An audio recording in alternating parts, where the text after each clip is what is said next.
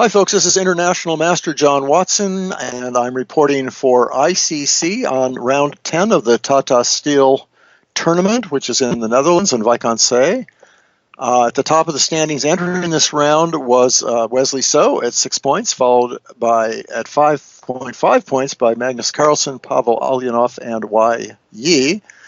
And then right below that by Lev Aronian, Bhaskaran Adiban, and Sergei Karyakin at 5 points. And the big news this round is that Wesley So won, and his nearest rivals didn't. So he's actually extended his lead. So that's actually kind of exciting. Let me just tell you what those results are. I'm going to show you games, but let me first just catch you up on the results and standings of both tournaments. The results today, really quickly, were Aronian beating Rapport, Van Wheelie drawing Giri, Hari Krishna drawing Carlsen, Adiban drawing Neptomniachtchi, Elyanov drawing Wii, and Karyakin beating Andreakin, and So beating Vocacek. Okay, so that leaves the standings as So at 7 points with a full point lead. Carlsen has some whites coming up and some weaker players, so it's good. This is not over by any means. Carlsen is tied for second place with 3 other players: Carlsen, Elyanov, Yi, and Aronian and Karyakin. Whoa, that's 5 players are tied. Karyakin, I'm just reading it right now. Aronian, Yi, Elyanov, and Carlsen are all tied for second place with 6 points, a full point behind So. And then we have Adiban at 5.5, and then the rest following. So that's where we stand right now. Let me quickly tell you also about the challengers. In the challenger section, Niels Grandelius beat Dobrov in a beautiful game. Eric Hansen won another very nice game against Liu. Jones and Ting Li are still playing as we talk. It looks to me like probably a drawn endgame, I believe, but I'm not. If anybody could conceivably win, it would be Ting Li. So that's game still going on, almost for certain drawn. Jeffrey Zhang beat Gurumashvili. He's really on a roll. Smirin drew Lamy, and Terry drew Von Forest, and Benjamin Bach drew Marcus Rager. So real quickly, the standings just on the very top there. There are 3 players tied for first: Rager, Smirin, and Zhang. And so that's a lot of excitement coming up there. And I hope you guys will have to tune in tomorrow to see some of these races resolve themselves, because it's getting really exciting. Okay, so without further ado, let me get to the first game I'm going to show. This is Levan Aronian versus Rapport. And it was, just show you here, a Queen's Indian defense. That's the Queen's Indian with B6. G3 is the main line.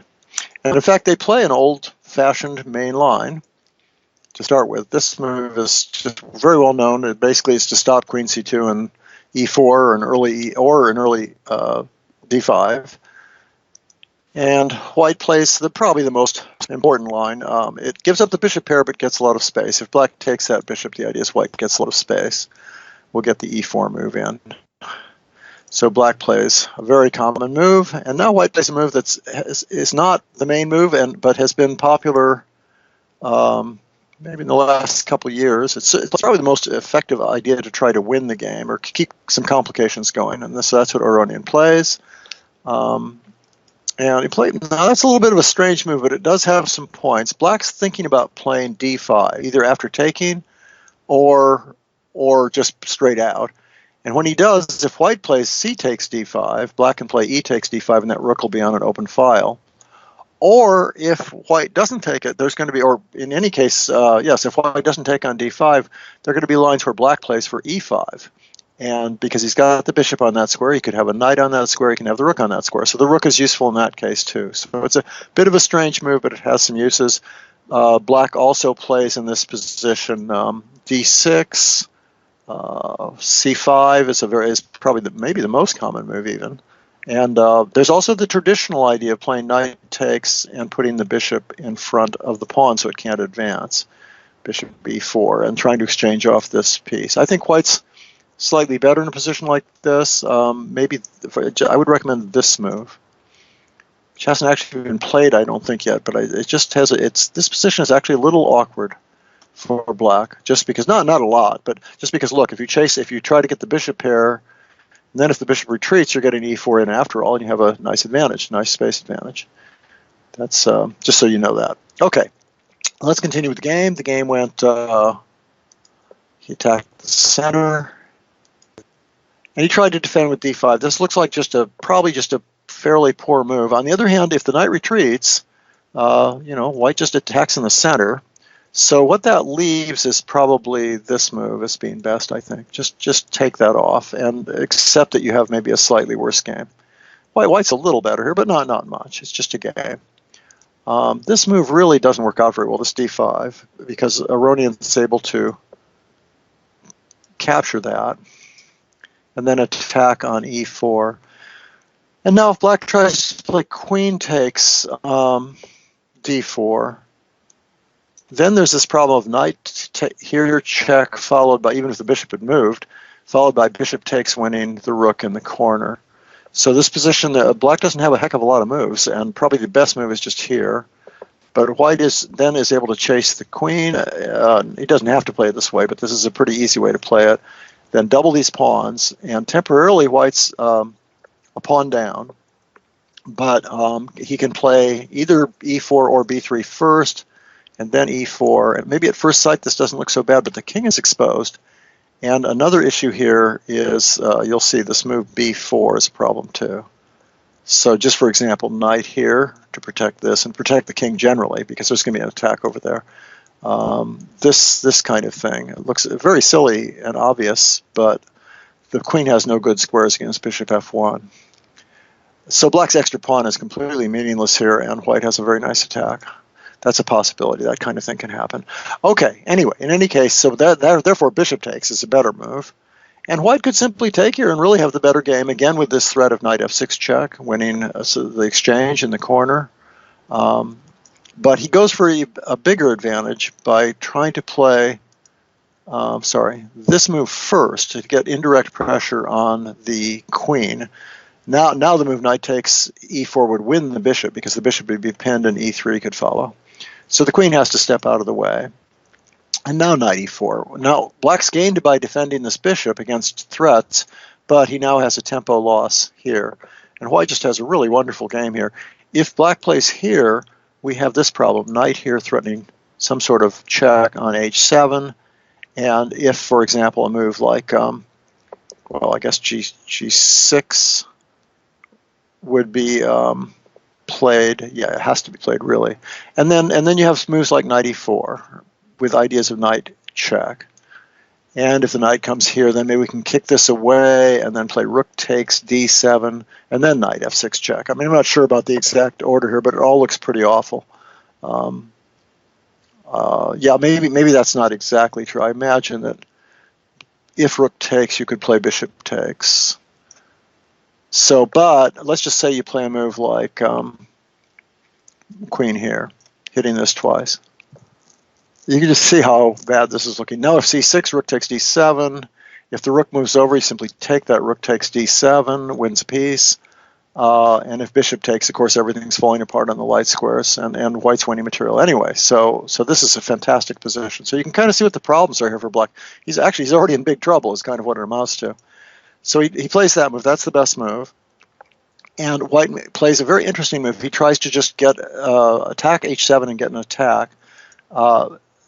If he'd wanted to, he could just play extremely simply with a move like that. Well, probably black would try and divert the king first, but move like that, and then maybe just centralize or something. And there's no question white's quite a lot better here. Bishop versus knight, the two c pawns are weak, but it's just it's a clear advantage. But Aronian was looking for a clear advantage and an attack, basically. So he tries to do it the attacking way, and black plays there. The reason is that if and I'm not. Let me think about this. I guess g6 could be played immediately. Then I think we would play here anyway because of this long diagonal being very weak now. And this is getting tough because there's ideas of taking here and playing knight e4 and coming in on these squares. So this is getting very hard to defend. Knight e4 would be probably the next move. So instead he tries to get a little more grip on the center and cover that e4 square so he can kick the knight back off. And here's where the game gets really interesting. Aronian makes a beautiful calculation here. And this is really the game of the round. White, he takes that, plays bishop there as expected, just activates that piece, which is, that's a nice square there too. It's going to be hard to, the black can't block off that diagonal because of queen takes. So that bishop's quite strong over there, and the knight's kind of a harassing piece. So black does the natural thing here. You could play, if he does something like this, well, maybe I won't go into that. I'll just continue here. He plays back. That's the best move, really, because he needs the bishop protecting this square in some lines. And here's the brilliant idea. This move, which, looks pretty good. If it's positionally, it's fantastic. If black had to take that, the knight would come into the center, and that's just an awful position for black because of the isolated pawn and the fact that the rook's controlling the file. If the knight moves, there's rook d7. It's just terrible.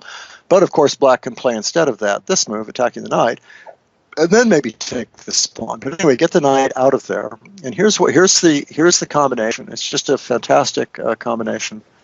It's this move, giving up a whole piece to make this fairly slow move here.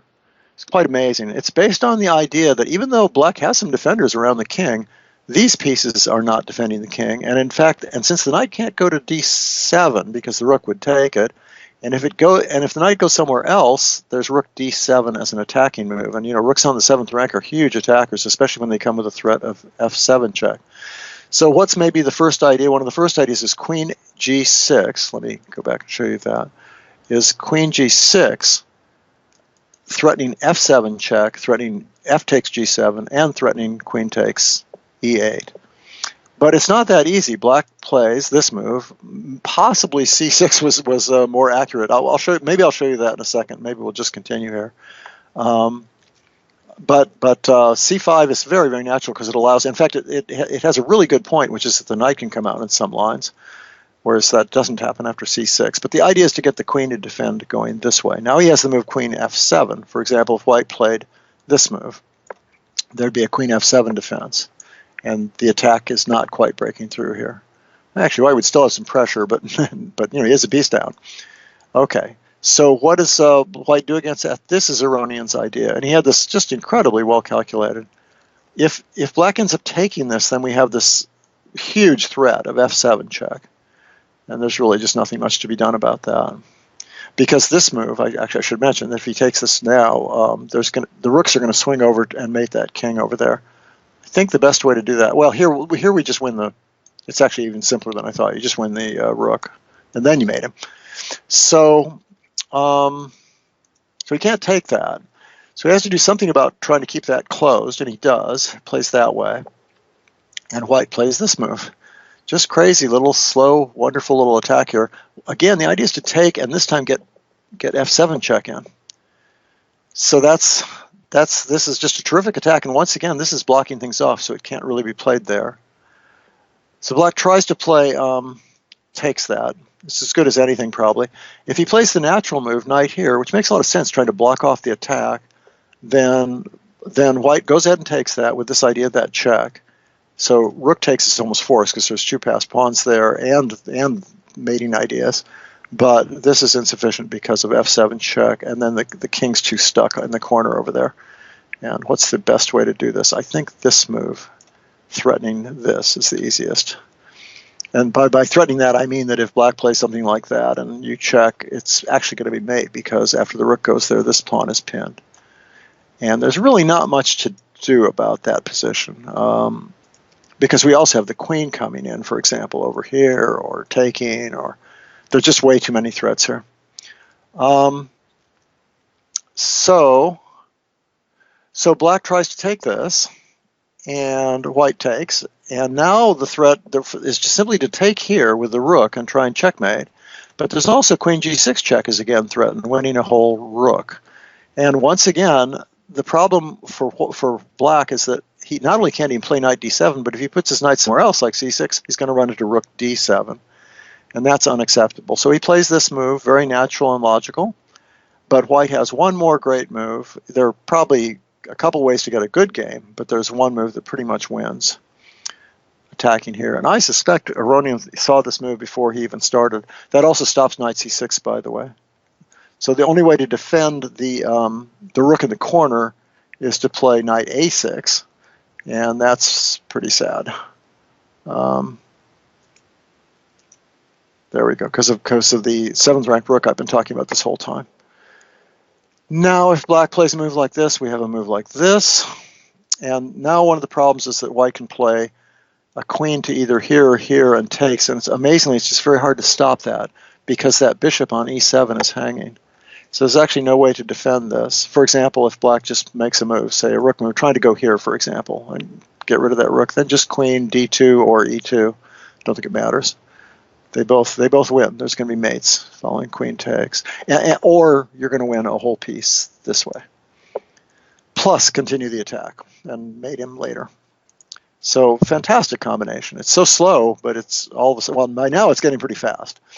So black tries that move, white plays there, and protecting this, by the way. And now this game is completely over. Queen e4 is a big threat, among other moves. And in fact, he may even resign at this point. No, he doesn't. He tries to oppose rooks, and he has that nice counter win. Because, I'm sorry, actually he does resign. My fault. This is a line that I put in myself. Let me see. So queen h5, rook there. Yeah, so the threat is queen e4 followed by checkmate. And I just wanted to show you the only defense I could even think of trying is that, but then we have that very pretty win, which is the other threat, by the way. And after king takes, we have this move here, queen f1, for example. And there's really no way out of this. I guess here, and then rook comes back somewhere like here, for example, followed by taking and mating. Anyway, very, very pretty game. And I'll just stop there because I want to get to a couple of other games. But that's, to me, the game of the round, and a wonderful win by Aronian, which secured him a tie for second place, so that he's come back into the thick of things in this tournament with this game. Okay, here's Wesley So's big win today, which gives him a full point lead over the rest of the field for now against Wojciech.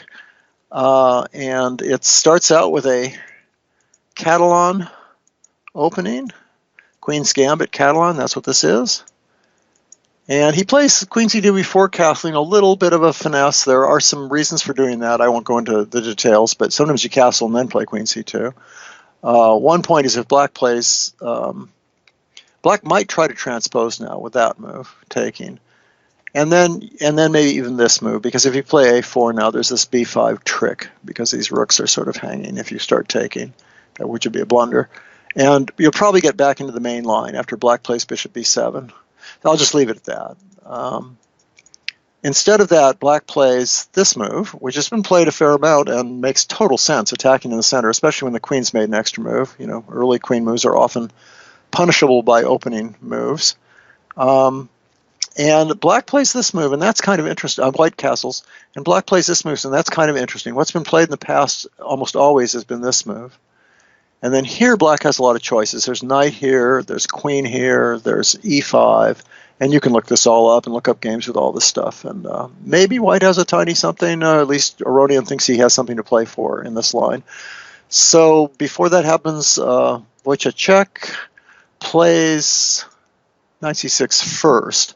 And that has been played a little bit, but not very much. It's reasonable. One problem is this move. That's what he plays. That's what white plays. And the idea is that if black takes here, then after this, the knight is hanging, but so is the bishop. So that forces the recapture queen takes. And then white can just attack this queen and maybe get a small advantage by gaining some time. But probably even better is this move with the idea of a discovered attack on the queen, which would be completely deadly. And then black's doesn't have to resign or anything, but he's in a little bit of trouble there. White's definitely better. Not overwhelmingly better, but better. So that's why black doesn't take the pawn there. Black plays that move, and that's the idea. The idea now is that white has given up to center, basically. Black has these strong central pawns. In return, white has a beautiful long diagonal, and he also is going to have some queenside pressure, as you'll see. That's what he does next. In the past, Wojciech as white Wojciech had white in this position. It's an unusual position. It's probably where he got the idea. Playing against a 2680 player, Krivor Ruchko. Wojciech played this move. And black actually played this way and got a good game, or fine game, equal game, because he's going to get this back now. And he has a nice center. White has advantages also, so both sides have advantages here. It's about equal. So he thought he'd try it as black. Wojciech thought he'd try this as black. Well, So played this move first. I don't know if he prepared it or just knows or just found it as a good move, but it is an interesting alternative. Black's fine, though. Black simply stops b4. And now white attacks in the center. One thing white's done is stop knight b4, but on the other hand, he's the trade-off of a3 and a5 is not necessarily that good for him. Okay, black defends the center. That pawn is pinned, so the knight can come to good squares in the center. d5, b5, maybe a4, defending that extra pawn. White is a pawn up temporarily. And black plays here, gets his pawn back. And white plays here. Now, a very recent game, he tried this move, but really just kind of came out offside. It was quite equal. I think the best move actually now is just this. The knight doesn't do enough there. This turns out to be about equal. So in this game, he tries another move here. And it's the same kind of tactical theme. If black took this now, this pawn, both these pieces would be hanging in. This time, queen takes runs into knight g5, threatening checkmate in one move, and threatening the queen. So you can see that that's not desirable. I mean, you don't lose all your material immediately, but you're losing a lot. So that's, and your king's in big trouble. So that would be a blunder to take that. And white has the idea of playing bishop g5. Pinning that knight. So black plays h6. Now there was another game here, another recent game, where, no, actually black played h6 in that game too, and now white here played this move. The other recent game went e4, just trying to secure that knight, but on the other hand, that's now a protected pass pawn, so it's sort of just a trade-off. And black played here, sort of tying down these pawns, a common theme, and it was about equal. Another couple good players there. And that's the last theoretical game I have here. So this bishop d2 is the first time I've seen this move. And black plays that tie-down move. The idea is that if white ever plays b4 now, you just take it, and your bishop doesn't get driven away, and you have some weak pawns left over. And so the other option, though, was just to develop a piece like that, which is what happened in that other game we were talking about. And I got a feeling black's just fine here. This is no big deal. But on the other hand, white has plenty to play for. It's an interesting position. It's just interesting chess. The a4 move doesn't turn out quite as well, but maybe it's not bad because it allows this funny move here, attacking that bishop. So black decides to take that bishop and get the bishop pair, but then he doesn't really have a good place to retreat to, is the problem. There's no really, and this pawn is hanging. So if he just moves the bishop, he's going to lose the a pawn. So his idea was to take here. White takes the bishop. He doesn't want to play against the bishop pair. And then black plays there. Really the only move because this is hanging for one thing, and he needs to get back and defend that. So all these moves are sort of forced. And now white plays a very nice move. Wesley plays a nice move there. This is still okay for black, I think. The position's okay, but there's a little bit of pressure. Black has the center, and that's worth quite a lot. So it's probably about an equal game, but this pawn's a little bit isolated and weak, and there's an idea of playing b5 sometimes. In this case, it would win the e-pawn, but just generally, the idea of b5 can be kind of discombobulating. So maybe in practice, white has a little better, easier chances, although I think it's just equal. That's a good move, protecting the e-pawn, but also thinking about e4 sometimes. Now, after the move e4, you're still on that pawn, and you're still thinking about this move b5. So black develops. That seems like a very logical, natural move. And that's a clever move because it anticipates a possibility on black's next move. So let me just show you that if black played here now, which is one of black's ideas, you can play pawn takes and get pressured that way. So you have these kinds of moves, and pretty soon this pawn's probably going to fall. So bishop takes would actually be a mistake there, and that's because rook e1 was played. And the other idea of rook e1 was that he could play this move, and he doesn't have to worry about losing bishop takes e2. So the idea is knight d2, and that knight's very well placed there. It either might think about going here into d6, and can also go other places, as you'll see. One of White's main ideas now is b5. You'll see that. Okay, Black retreats, and White goes ahead and plays b5 finally. Black has to go back, and that move, that nice little move, it protects that square and it attacks that pawn. So Black naturally counterattacks.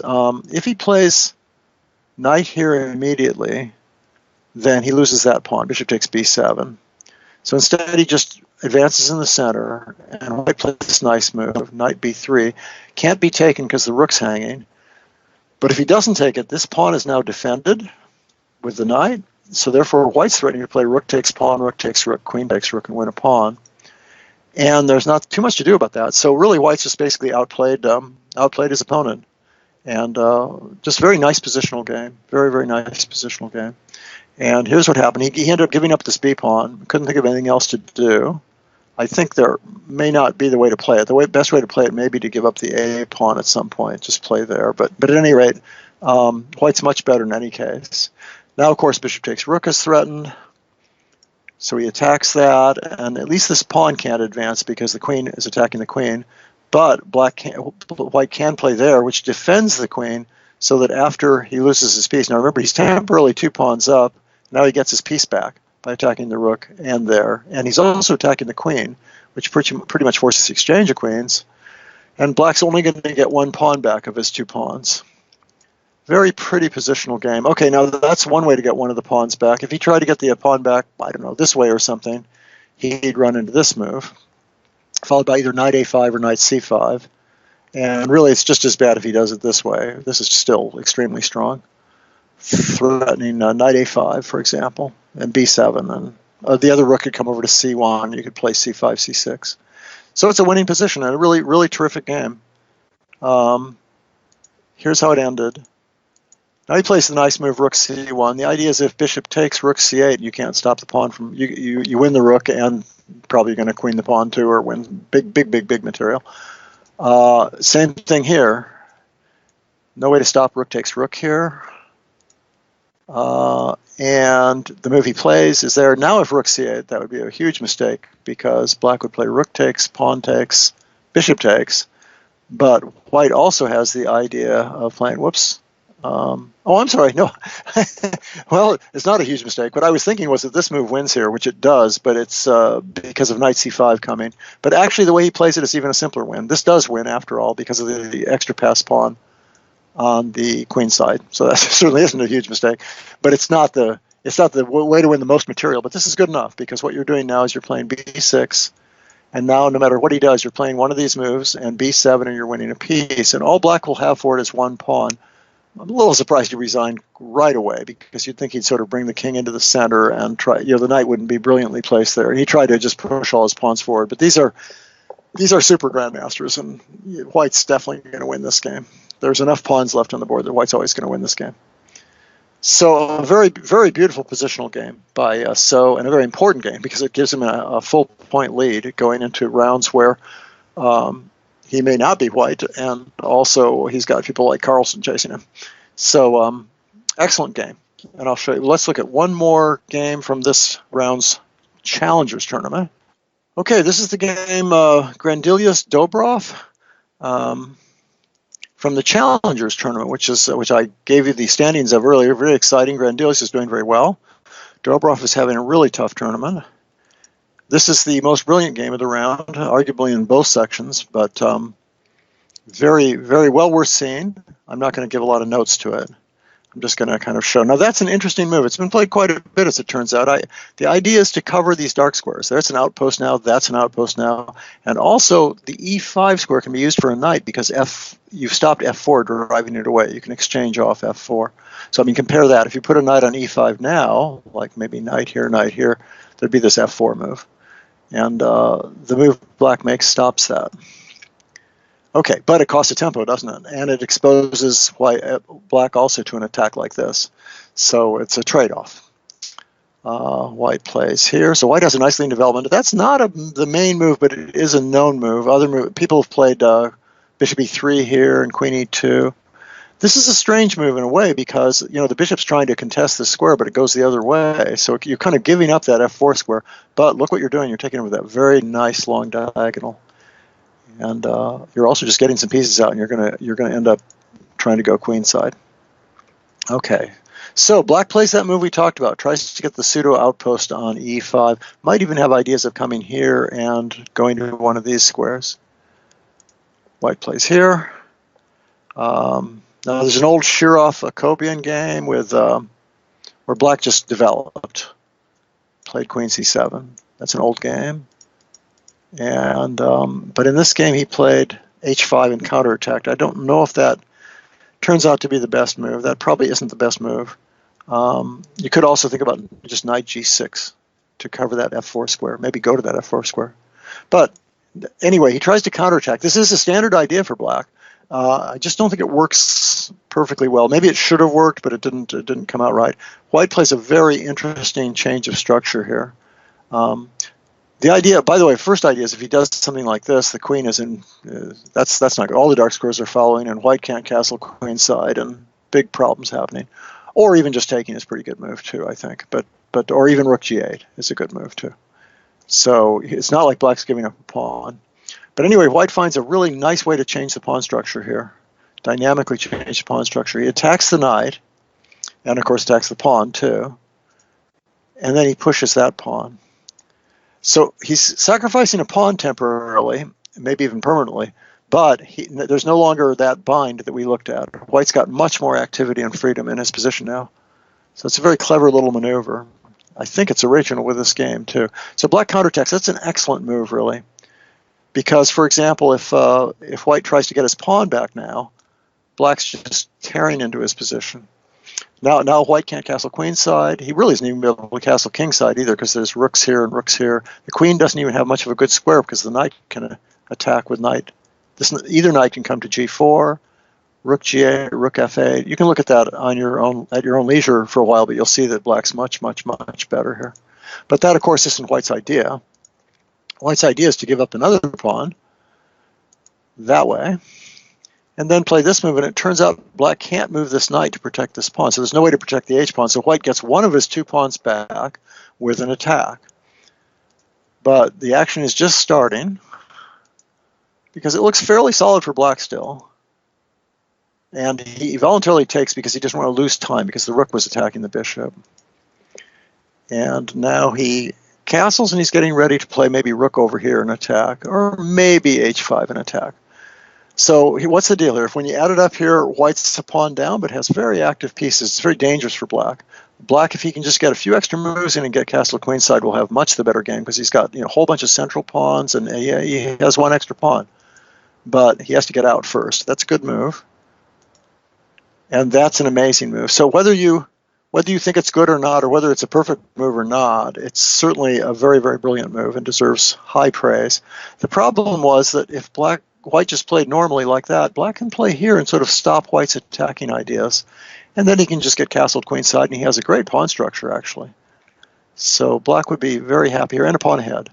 Not that white's not in the game. White has a lot of attacking ideas, and probably can get the pawn back, but black would be relatively happy. Instead, white plays this amazing move, just giving up a piece. Now, that's a very familiar kind of sacrifice in the Sicilian. You've probably seen it a million times. But this is in a very unique position where it had to be very well calculated and thought about. Because after that move, what are you doing, by the way?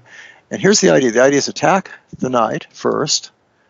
And what black does is black says, I'm not even going to try and protect that. I'm going to play here. And you'll see how that works. So that after check, he can play bishop there. So he gives the piece back. The question is, what would happen if he saved the piece? And he probably should, I think. I think he should try to save the piece. But then after that move, this outpost is incredibly strong. There's an immediate threat of queen here, which threatens the rook, and checkmate. And it's probably okay for black. Black can probably draw the game. White can force a draw if he wants to by playing here, threatening checkmate, and then just giving a series of either checks or counterattacks. Another way to do this is play this check even. That'll also work, and then come back. I think that'll also work. But white can also try to slow down and try to win by just staying a piece down. And let me go back to the actual game. By staying a piece down and, knight here, Oh, and just taking at some point, just capturing here, and maybe trying to use this pawn. Very risky. Probably black's okay, actually, but on the other hand, it's a very dangerous attack and a dangerous and fun attack. Black decided to avoid all this by playing here, and at least now white's got his piece back, and he attacks the rook. This is good, because even though he loses time with that queen, it's now not possible for black to castle without losing another piece. So black's material is fine, but this is a big square up here. Let's just see how that plays out. Black decides to liquidate. I guess that actually turns out to be a very bad move, actually, just because it gives white too many squares. That's actually his first really big mistake. At this point, he should probably try something just like rook here, counterattacking. And I think white's still better here, but it's or at least has pretty good attacking chances, but it's not at all obvious. It's very, very, very unclear still. Okay, instead, this move backfires. White takes that way. Even this move would have been quite good too, because of how many squares it's attacking and the fact that it opens this file. But he takes that way, which is kind of nice because it keeps control of that square for a knight, right? And also threatens queen takes b7. Black's idea was to play, just get out of the pin so that knight d5 wouldn't be as effective, and just kind of hunker down here defensively. But it just turns out now that he just really can't defend here. White has too many squares. This is a beautiful bishop. There's files all over the place on the king's side, and this apparent counterattack on the king's side isn't really a counterattack because the queen can't really go much of anywhere from there. So white now plays the decisive move, with a really nice finish to this game, and I'm not sure how easy it would have been without this move. I think white's better no matter what, but a very pretty move. Giving up more material, allowing bishop takes rook. Now, if he doesn't take the rook, what's going on here? Well, one thing is there's not enough defenders for this king. So the queen would like to come back and defend, but it can't now because the rook's on a5, and the queen has no other squares to go to. Notice how the queen has no moves.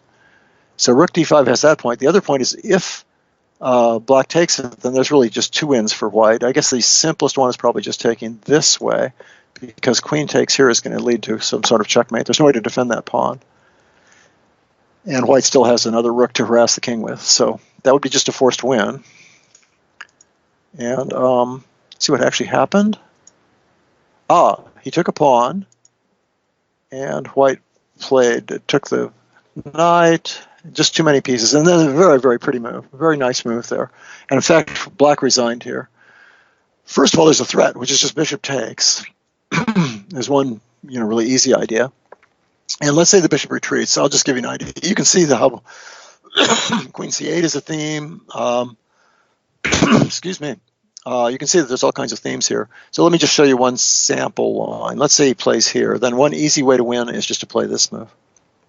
And then if rook takes, you have the check. And notice the king can't get out because of this beautiful bishop on the long diagonal. So the king would have to go this way. And then we have knight, I think, well, rook e1 will work, won't it? That's actually checkmate, isn't it? Yeah, okay, so checkmate. Or he can take with the king, but if he takes with the king, then we have rook h7, just every piece in the attack here. King has to go to e8, I guess, or f8, because otherwise queen c8 is mate. But then this check, rook back, this check, and mate in two moves. So beautiful game, really wonderful, wonderful game. Well worth playing over. I recommend that you do so after you see this broadcast and go out and look. So that's it for our games today, and tomorrow we have round 11, and that will be, actually tomorrow's a rest day, and Friday will be round 11.